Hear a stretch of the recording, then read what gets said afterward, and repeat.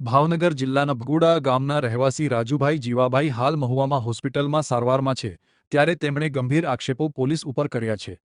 રાજુભાઈ જીવાભાઈ આક્ષેપ કર્યા હતા કે બગદાણા પોલીસના કર્મચારીઓ મનસુખભાઈ અને અજયભાઈ તેઓ ઘરે હતા ત્યારે બળજબરીપૂર્વક લઈ ગયા હતા અને ત્યારબાદ બગદાણા પોલીસ ચોકીમાં ગેરકાયદેસર 2 દિવસ સુધી ગોંધી રાખ્યા હતા. જો કે છોડવા માટે 30,000ની લાંચ પણ માગી હોવાનો આક્ષેપ કર્યો છે.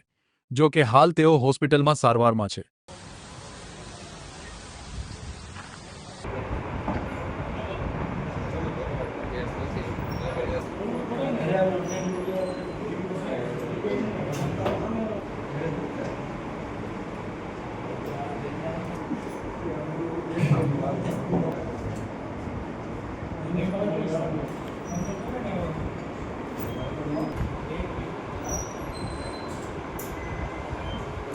ઘેરે હોતો હતો સાહેબ, પોલીસ વાળા મને લઈ ગયા, પછી પપ્પે જ લાવીને મને માર્યો, પછી ગુંદણા માર્યો, પછી બગડાણા માર્યો ને પીધેલો નહોતો તોય તેમને માર્યો ને પછી 30,000 રૂપિયા માંગ્યા. હું સાહેબ મારી પાસે પૈસા છે નહીં. પપ્પે ગુંદણા ને પેટું ઉપર ને બગડાણા.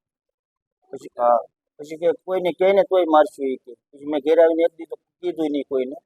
પછી મેં મારા ભાઈને કીધું, લોહીમાં પેશાબમાં લોહી પડવા મળ્યું. પછી એને ઓળખતો નતો, એ તો હતા પણ એ તો અંદર હતા ગાડીમાં. એ તો ગાડીમાં હતા 3 જણા, એને ન ઓળખતો. પૈસા આપો એમ, મારી પાસે સાહેબ નથી પૈસા, તો તને જવા દઉં.